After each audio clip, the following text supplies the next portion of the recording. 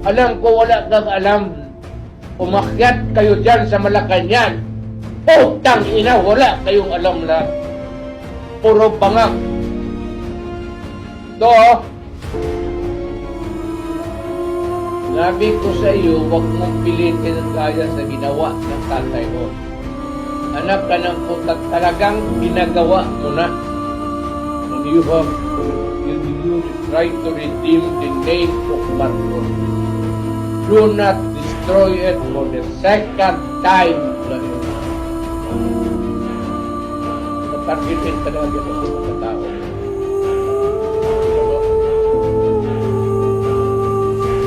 Lagdamayo, huwag mo akong pilitin.